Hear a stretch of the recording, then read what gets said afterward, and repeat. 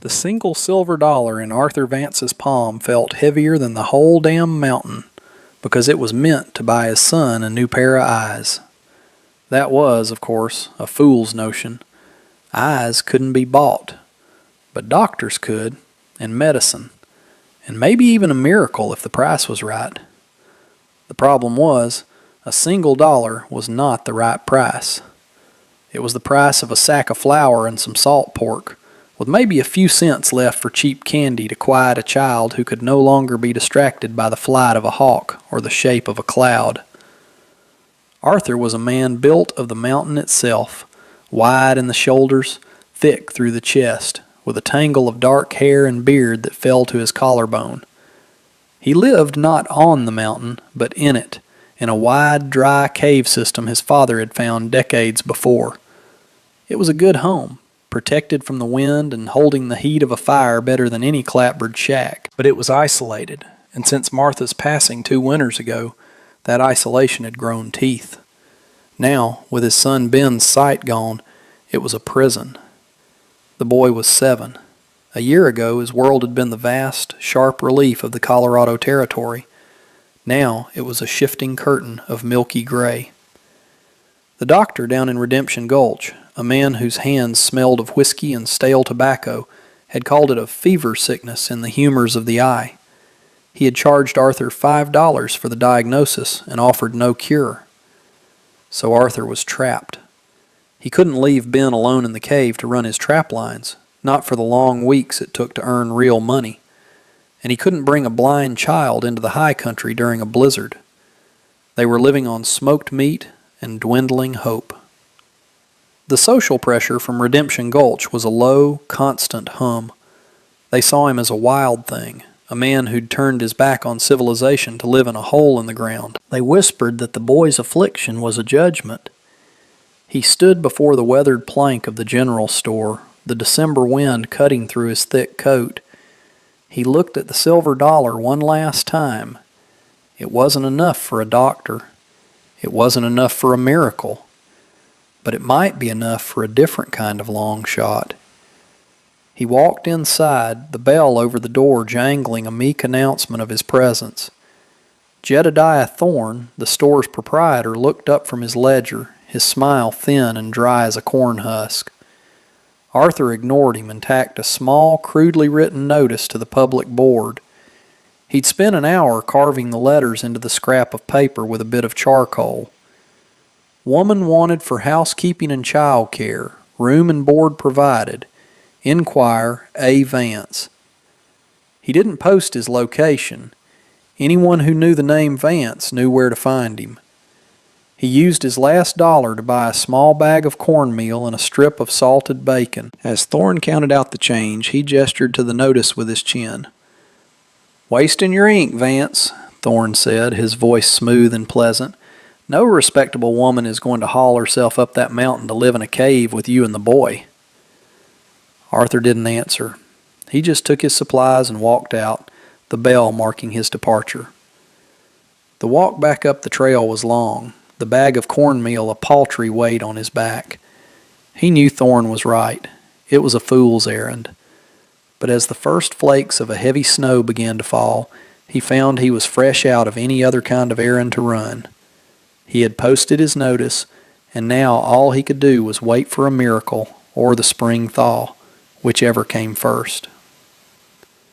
A week later, a miracle arrived, though it looked nothing like one.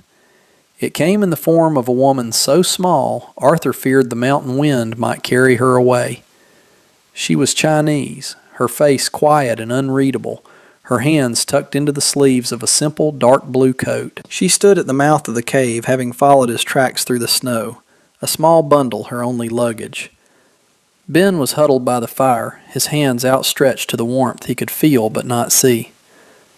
"You are Vance?" she asked. Her voice was soft, but it carried in the still, cold air. Arthur just nodded, his own voice lost somewhere in his chest. He had expected no one. He certainly had not expected her. The Chinese were a rare sight in Redemption Gulch, mostly sticking to the railroad camps 100 miles east. They were seen as even bigger outsiders than he was. "I saw your notice," she said, her gaze sweeping the interior of the cave. It was a large open space, the firelight dancing off walls of smooth gray rock. His cot was on one side, Ben's on the other. A rough-hewn table and 2 stools sat in the middle. It was stark, but it was clean. "My husband, he died on the railroad. I am Leanne. I can cook, I can clean." He looked from her to his son. Ben had turned his head toward the sound of her voice, his clouded eyes wide and searching. Arthur's heart clenched. He was desperate. He was also a father, and the instinct to protect his boy from a world of strangers was a powerful thing. But the stranger was here, and the world was already inside his home, in the milky whiteness of his son's eyes. "The work is hard," he said, his voice a low rumble. "The winter is harder." "I am not afraid of winter," Leanne replied, and her eyes met his. There was no fear in them, only a profound and weary stillness. "I am afraid of starving." That was a language Arthur understood. He stepped aside, a silent invitation. Leanne walked past him and into the firelight, setting her bundle down on the table. The decision was made. A secret he didn't even know existed had just walked into his life, and the first flakes of a blizzard that would trap them all had begun to fall in earnest.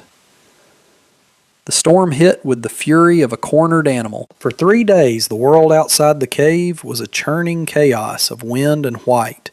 The snow piled up against the entrance, muffling the sound of the gale to a low, constant moan. Inside, a different kind of crisis was brewing. The firewood, which Arthur had thought would last another 2 weeks, was dwindling at an alarming rate. The intense cold forced them to keep the fire roaring, and the pile of split pine logs shrank with every hour. Arthur felt a familiar, bitter helplessness creep into his bones. His size, his strength, were useless. He couldn't fight the cold. He paced the length of the cavern, the stone floor cold even through the thick leather of his boots. Ben had developed a cough, a dry, hacking sound that echoed in the enclosed space. Each cough was like a blow to Arthur's chest. He was outmatched, not by a bear or a rival trapper, but by the simple physics of heat and wood. Therefore, he began to break down one of the stools for kindling, a move of pure desperation. Leanne stopped him. She put a small hand on his arm, her touch surprisingly firm. "No," she said, her voice quiet but absolute. "There is another way." He looked at her, his frustration making his words sharp. "What other way? You see another forest in here I don't?" She didn't flinch from his anger. Instead, she took his smallest skinning knife from the rack near the fire and walked toward the deeper, darker parts of the cave. Arthur watched, bewildered, as she began to scrape at the rock walls. She was harvesting sheets of dry, papery lichen and clumps of moss that grew in the dampest corners. These were things he'd lived with his whole life and never once considered as fuel. He had seen them only as part of the rock, as permanent and useless as the stone itself.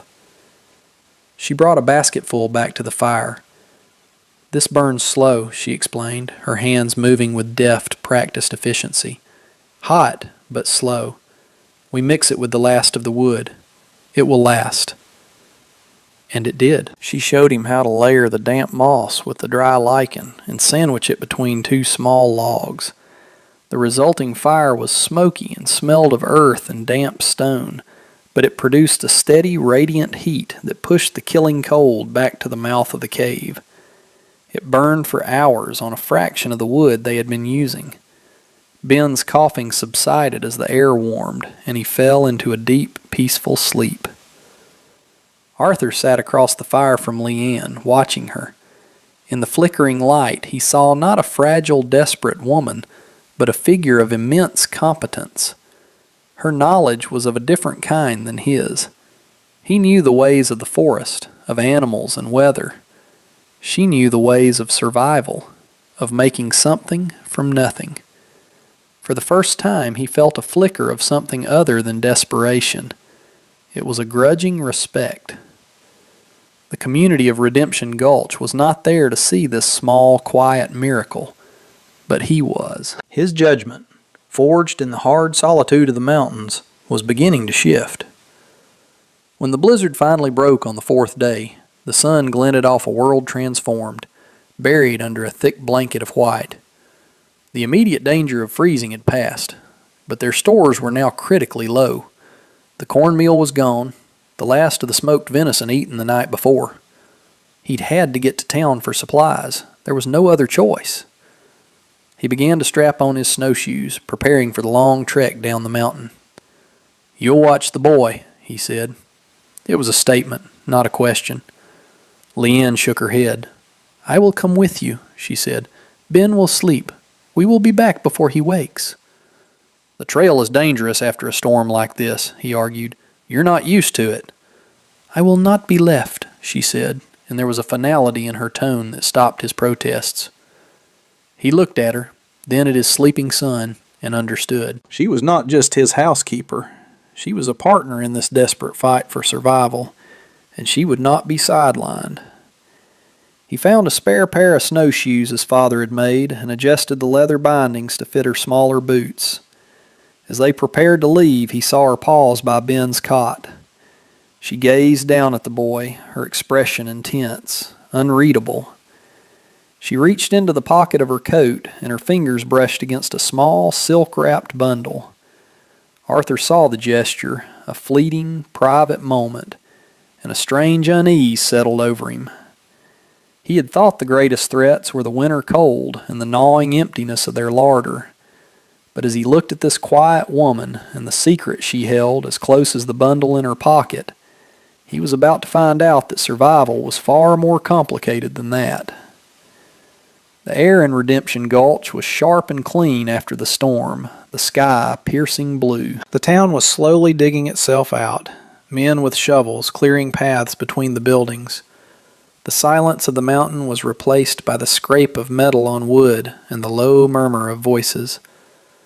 When Arthur and Leanne walked down the main street, the murmurs fell silent. People stopped their work to stare. They saw what Thorne had predicted, the mountain man and his strange new company. Inside the general store, the pot-bellied stove radiated a welcome heat. Jedediah Thorne was polishing the glass of his candy counter. He looked up as they entered, and his thin smile returned. It didn't reach his eyes. "Vance," he said, his tone oozing a false warmth. "Survived the storm, I see. And you brought your help." His eyes flickered over Leanne, a dismissive, insulting glance that lingered for a moment too long. "I need supplies, Thorne," Arthur said, his voice flat. "Flour, salt, bacon, beans. On credit. My pelts will be good in a month." Thorne chuckled, a dry, rattling sound. He leaned back against his counter, crossing his arms. "Credit? Arthur, we've had this conversation. Your credit ran out last fall. A man living in a hole in the ground isn't a good risk." He raised his voice just enough for the other two customers in the store to hear. "Especially a man who takes up with railroad strays. It speaks to a certain lack of judgment." The humiliation was a physical blow. Arthur felt the blood rush to his face. His hands clenched into fists at his sides.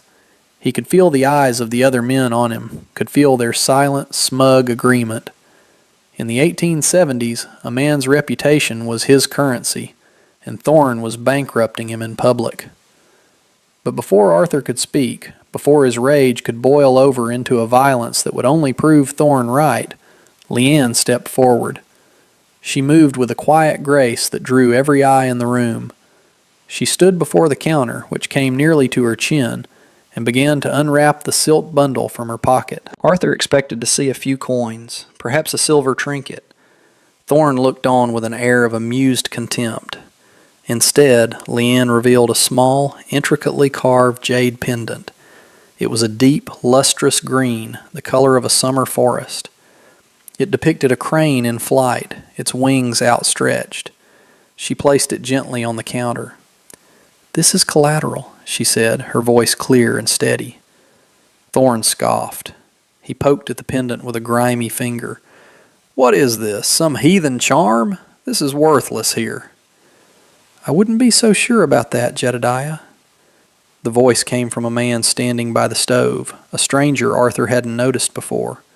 He was well dressed, in a thick wool coat and clean boots. He stepped forward and peered at the pendant. "May I?" he asked Leanne. She nodded. He picked it up, his touch reverent. "This is old river jade, from the Hessian region if I'm not mistaken. See the way the light passes through it? The quality of the carving?" He looked at Thorne, his eyes sharp. "I'm an assayer, up from Denver, and I'd say this piece is worth $50, maybe more to the right collector." The silence in the store was now of a different quality. It was thick with shock.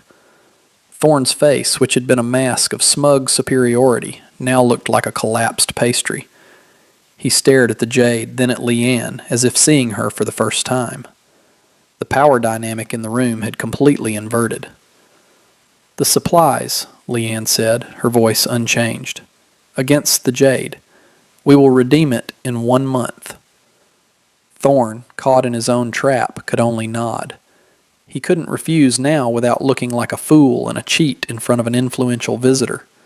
He began to sack up the supplies, his movements jerky and angry. Arthur watched, stunned. This small, quiet woman had faced down the town's most powerful merchant and won, not with threats or anger, but with a hidden strength and a dignity that could not be denied. She had an identity beyond railroad widow, a history that hung, silent and heavy, in the air of the store. That night, back in the warmth and safety of the cave, the world felt different. The fire crackled, the scent of fresh bacon filled the air, and Ben slept soundly with a full belly. The tension that had been a constant companion for months had finally eased. Arthur sat at the table, watching Leanne as she cleaned their plates. The jade pendant sat on the mantle of rock above the fire, its green depth seeming to glow in the firelight. "The jade," Arthur said, his voice rough. "It's worth a lot of money. Why are you here, living in a cave, if you have that?" Leanne finished her work before she answered. She sat down opposite him, her small hands resting on the rough-hewn wood of the table. "It was my father's," she said, her eyes on the fire. "In our village, across the ocean, he was a physician. Not like your doctors here, with their tonics and saws. He was a man who learned to see what others miss." She finally looked at him, and her gaze was direct and piercing. "He taught me some of what he knew. To look, to listen, to understand the small things." A new kind of tension entered the room, one of quiet revelation. "What are you saying?" Arthur asked, though he already suspected the answer. "I've been watching Ben," she said. "His eyes. The cloudiness is not from a fever. It is not in the humors. I believe it is something else, something alive." The words hung in the air, monstrous and unbelievable. Arthur felt a cold dread mixed with a wild, impossible hope. "What do you mean alive?" "In my home there are sicknesses that come from the water. Tiny things, worms, that can live inside a person. Inside the eye." She reached into her bundle and brought out another small, silk-wrapped object. She unwrapped it to reveal a small magnifying glass, its brass frame tarnished with age. This was his, too. It helps to see the small things. He stared at her, at the impossible story she was telling. This went against everything he knew, against all reason. And yet, he thought of her competence during the storm, her calm strength in the store. She saw things he did not. "I think I can remove it," she said softly. He was faced with the most terrifying choice of his life. He could trust this stranger, this woman with her strange knowledge and her father's glass, with the most precious thing he had. Or he could let his son remain in darkness for the rest of his life, a prisoner of the gray curtain. The cost of trust was his fear, his pride, and the very real possibility of a catastrophic, irreversible mistake. The cost of refusal was the certainty of a life half lived for his son. He looked at Ben, sleeping so peacefully, and then back at Leanne. He remembered her hands, so sure and steady as she scraped the moss from the walls. He made the choice that would cost him everything he thought he knew about the world. "Show me," he said, and his voice was the sound of a man stepping off a cliff in the dark, praying there was solid ground below. The cave, which had been a sanctuary, transformed into a place of high tension. The only light came from the fire and a single lantern Arthur placed on a high ledge, its yellow glow casting long, dancing shadows on the rock walls. The only anesthetic was a half cup of whiskey, which Arthur forced a terrified Ben to swallow. The boy choked and cried, not understanding. Leanne's preparations were methodical. She boiled water and washed her hands again and again. She laid out a clean cloth and placed the skinning knife, its tip heated in the fire until it glowed red and then cooled, beside her father's magnifying glass. Her face was a mask of concentration, all of her energy focused on the task ahead. Arthur's job was the hardest. He had to hold his own son still. He cradled Ben in his lap, pinning his arms and legs with his own body, whispering reassurances that sounded hollow even to his own ears. Ben struggled, his small body rigid with fear. "It hurts, Papa! I don't want to!" he cried, and each word was a spike driven into Arthur's heart. "I know, son, I know. Be still now. It will be over soon," Arthur murmured, his cheek pressed against his son's hair, his own eyes squeezed shut. Leanne leaned in close, the magnifying glass held to her eye. "Hold his head steady," she commanded, her voice low and tight. "Do not let him move." Arthur tightened his grip, his knuckles white. He could feel the frantic pounding of Ben's heart against his chest. Through a slit in his eyelids, he saw Leanne bring the tip of the knife to the corner of Ben's eye. It was a moment of absolute, primal terror. Every instinct screamed at him to throw her off, to protect his child from this violation. But he held fast, his trust in her a fragile, desperate thing.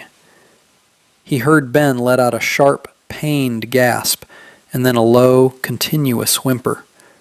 Arthur could not watch. He turned his face away, the smell of whiskey and fear filling his senses.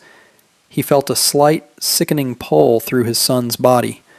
The silence stretched, broken only by Ben's whimpering and the crackle of the fire. It felt like an eternity. Then he heard Leanne breathe a single word. "Done." He opened his eyes. Leanne was holding the tip of the knife up to the lantern light, and on it, writhing feebly, was a tiny, white, thread-like creature, no bigger than an eyelash. It was obscene, a thing of nightmares. She wiped the knife clean, and then gently placed a cool, damp cloth over Ben's eye. The boy's whimpers slowly subsided into exhausted sobs. Arthur held him, rocking him gently, his own body trembling with the aftermath of the ordeal. "He must rest," Leanne said, her voice strained. "The eye will be sore. We will know in a few days if it has worked." The next 3 days were the longest of Arthur's life. They kept the cave dim, and Ben wore a bandage over his eye. He was quiet, subdued, and Arthur sat by his side, barely sleeping, his mind a whirlwind of hope and fear. He had risked everything on this woman's strange knowledge. Now, all they could do was wait. On the morning of the 4th day, Leanne removed the bandage. The light from the cave entrance was soft, the morning sun still low in the sky. Ben blinked, his small face scrunched in concentration.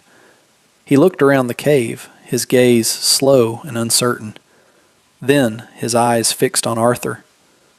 A slow, wondrous smile spread across his face. "Papa," he whispered, his voice filled with awe. "I can see your beard." By the following spring, when the mountain streams ran full with melted snow, the world of Arthur Vance had been remade. The first and most profound change was the sound of Ben's laughter echoing off the cave walls. He was no longer a huddled, cautious creature, but a boy in constant motion, chasing grasshoppers at the cave's entrance, his eyes clear and bright. Leanne had acquired an old primer from a peddler, and in the evenings Ben would sit by the fire, painstakingly tracing the letters with his finger, his voice sounding out the words with a fierce pride. The second change was in their fortunes. Freed from his constant vigil, Arthur could now run his trap lines far into the high country. The winter had been harsh, and the pelts were thick and prime. He made 3 trips to the trading post in a neighboring county, avoiding Redemption Gulch entirely. By April, he had paid off his debt to Thorne in full, retrieving the jade pendant. He had a surplus of $20 in silver coin tucked away in a leather pouch, a fortune larger than any he had known before. The cave, too, was transformed. Using his earnings, Arthur bought milled lumber and with patient, steady labor built a proper front wall across the mouth of the largest cavern. It had a sturdy door that could be barred at night and a real glass window that let in the morning light. What was once a shelter had become a home. Near the entrance, in a patch of earth that caught the afternoon sun, Leanne had planted a small garden of herbs, their green shoots a vibrant promise against the gray rock. Jedediah Thorne's power over them was broken. The story of what had happened had trickled down the mountain, distorted and embellished, as such stories always are. Some called Leanne a witch, others a healer, but the outcome was undeniable. The mountain man's son, who had been blind, could now see. When Arthur did have to go into Redemption Gulch, the whispers that followed him were no longer of scorn, but of a grudging awe. The men who had watched his public humiliation now nodded to him, their eyes holding a new respect. They saw a man who had not only survived, but had triumphed. The assayer's story about the jade had also given Leanne a standing they couldn't ignore. Thorne was just a merchant, and Arthur was a man who paid his debts. The balance of power had irrevocably shifted. One evening, as the sun set behind the peaks, painting the sky in shades of orange and purple, Arthur walked over to where Leanne was tending her herbs. He held out his hand. In his palm lay the green jade pendant. "This is yours," he said. She looked at it, then up at him, her expression calm. She didn't take it. Instead, her gaze drifted past him to where Ben was crouched by a puddle, intently watching a hawk circle high in the sky, a sight that would have been impossible a season ago. Arthur followed her gaze. He watched his son, truly watched him, and felt something loosen in his chest that had been tight for years. He looked back at Leanne, at the woman who had brought light back into their world. He stepped forward and gently took her hand, turning it over. He pressed the cool, smooth jade into her palm and closed her fingers around it. It was no longer collateral. It was not a payment. It was simply a part of their home now, a beautiful thing that belonged right where it was. He didn't have the words for what he felt, for the gratitude and affection that had taken root in his heart. Such words did not come easily to him, so he said the only thing that felt true and necessary. "The boy needs you," he said, his voice quiet. Leanne looked down at the jade in her hand, then back up at the vast, darkening sky. A small smile touched her lips. She nodded once, a simple, profound acceptance. Some folks believe a home is built with 4 walls and a roof, but Arthur was learning that sometimes all it takes is the courage to let someone in, and the wisdom to see the miracle that was standing there all along.